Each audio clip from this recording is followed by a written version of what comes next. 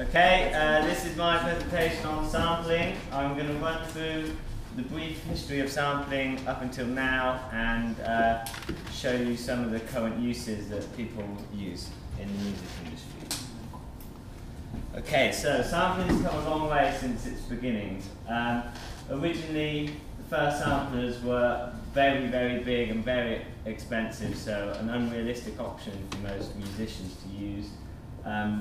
For example, the Beatles were one of the fortunate few who did in fact manage to get their hands on one, because they were obviously signed on a major record label and had access to studios with equipment and such thing.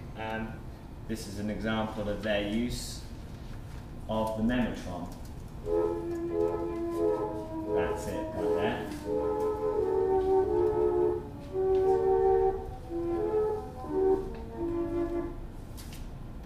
Okay, so there is the Memetron, as you can see. It used reels of tape in that wooden box. Each part of tape would contain a sample, and the keys would trigger a sample in turn.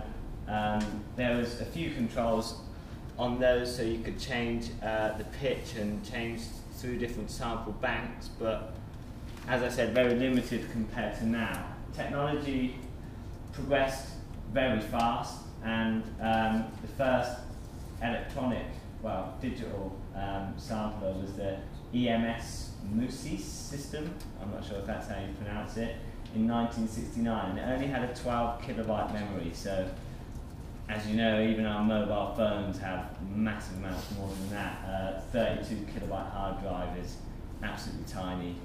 One MP3 that we use at the moment contains much more kilobytes than that. So that was a big development still. Despite that, developments moved even faster, and soon there was an affordable piece of hardware, which is the MPC you can see at the bottom, and that found its way into not only studios but people's homes all across the world, and people started to use it quite often. The MPC, as well as other samplers at the time, had many more options you could do with it. You could change the pitch of the different samples. They were more often than not polyphonic, so you could play two different pitches of the same sample at the same time. They're also multi-timbral, so you could play two different samples at the same time as well. And more like synthesis is the fact that you could change filter parameters on the actual samples themselves as well as the envelope. So it's a much more sort of detailed use of different sounds. Okay, the rise of sampling really was in hip-hop. That's what brought it into the commercial music industry. And that MPC, as seen before, was the preferred tool for most producers. Originally, hip-hop from its roots was DJ using different vinyls, finding their own samples on the different vinyls and chopping them just with the use of a crossfader and getting the pitch in the headphones themselves.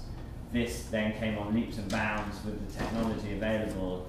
The art of finding these records, which is known as digging, in fact, was used with samplers. So originally people would dig for vinyl to use in their sets, then they'd be digging for vinyl for samples to use to then produce and feature with other musicians or MCs, and yeah, it really furthered the use of the tools themselves. The technology got pushed. The producers were using them daily in and out and producing albums that were selling millions all around the world, and it really made people turn around and take sampling seriously. I'll give you an example here of, this is the original track that De La Soul sampled and had a very, very successful album built on sampling. So this is a song that most of us wouldn't have heard unless your parents played it to you when you was a kid. It's originally from a child's program, educational piece of music about maths. And De La Soul brought it into the mainstream with this slightly more funked up version, but using the same samples. 3, that's a magic number. Yes, it is. It's the magic number. Somewhere in this hip. So I think that highlights a good point that although sampling has, some people disagree with it over history, when a sample is something that you wouldn't usually have come across anyway, and as it did in this case, highlighted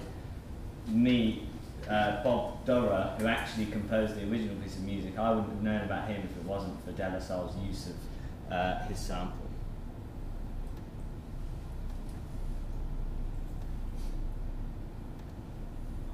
Okay, now going on further, the 1990s, people continued to use sampling a lot. As I said, hip-hop brought it into the mainstream, but the spread of the new dance music genres really used it heavily as well. In America, house and techno producers were using synthetic drum sounds and sampling old disco and funk to create the house and techno sound of still used today and very popular. Meanwhile, in the UK, breakbeat and jungle was sampling old drum breaks and using their own synthesis of sounds and turning that in together to a massive dance music scene that is now joined together, and there's house, techno, breakbeat and jungle have got their own subgenres, and it's kind of spread further than that.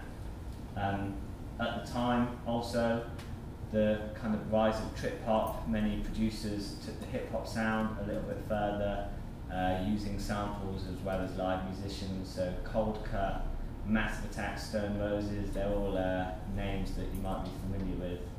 And Mr. Scruff, who's slightly later, but I'll show you another example that sample isn't always theft of someone's music. It can bring to light a song that you wouldn't otherwise have known.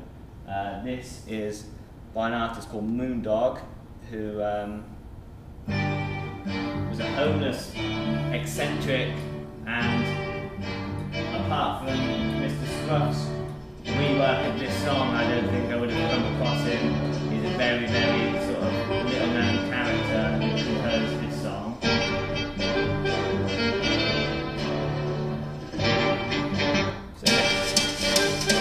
So many of you might recognise that, but my money is that this is the version you actually recognise it from. Which is very similar, admittedly, but has reworked it into popular music now.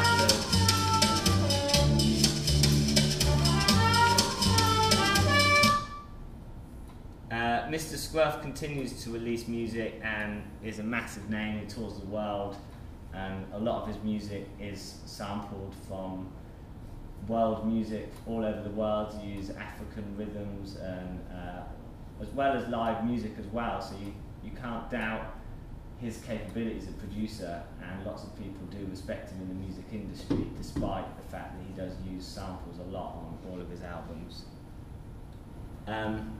Portishead go even further than to use samples, but they in fact sampled themselves and cut the vocal part of their tracks onto vinyl. So in their live show, they would in turn scratch the vocal into their actual live show, which is kind of recreating the roots of sampling from the hip-hop background, that is, where they would scratch and chop up vinyl.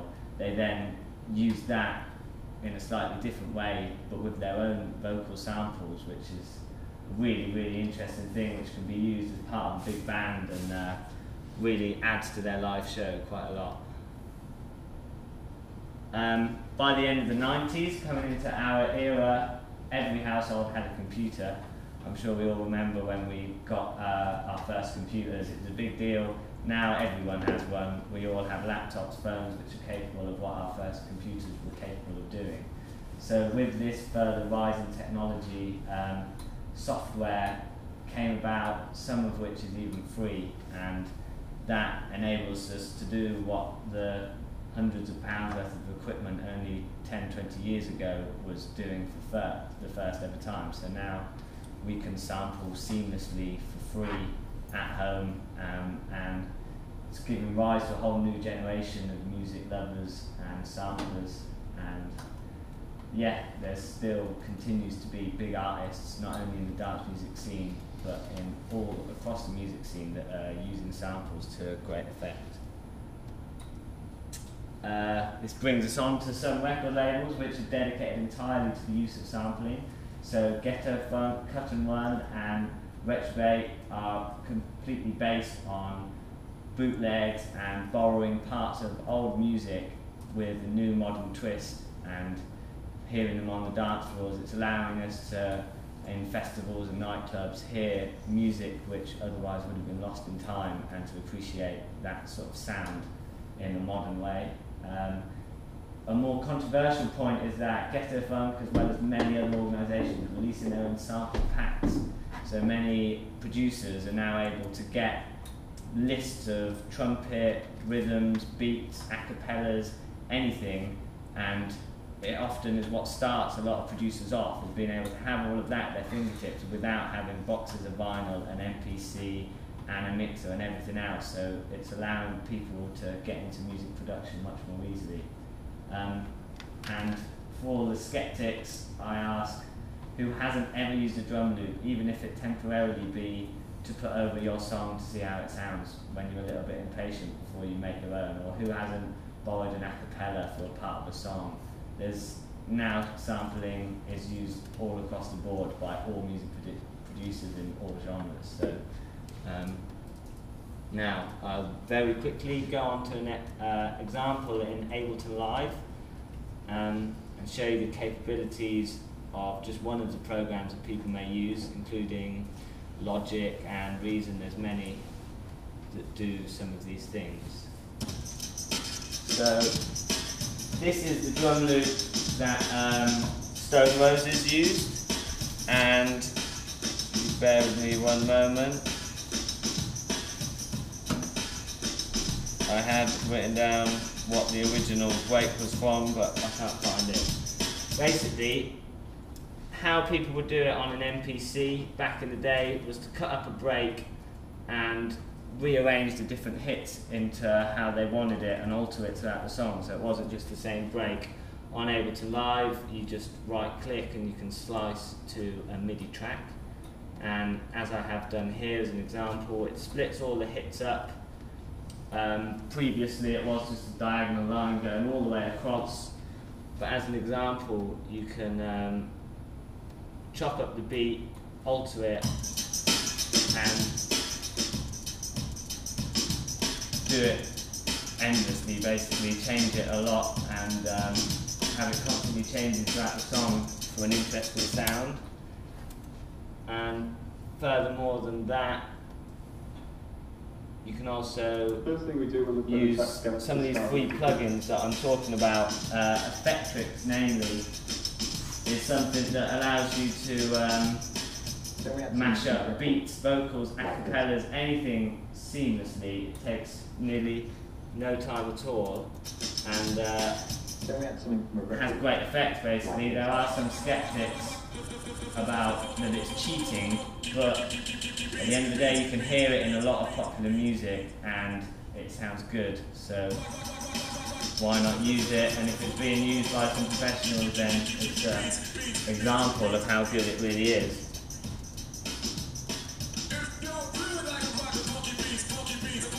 Now this is what Effectrix looks like. As you can see on the left, there are all the parameters you can change, and I'll show you what a few of them sound.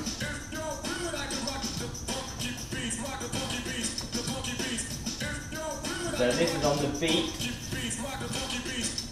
that's a reverse, and then time stretch we have, tonal delay,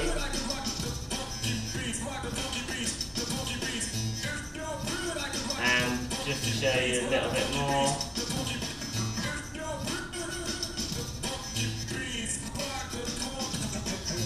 They're all sounds you recognise from electronic music, and you can do them all with programs like Effectrix or Glitch very, very easily.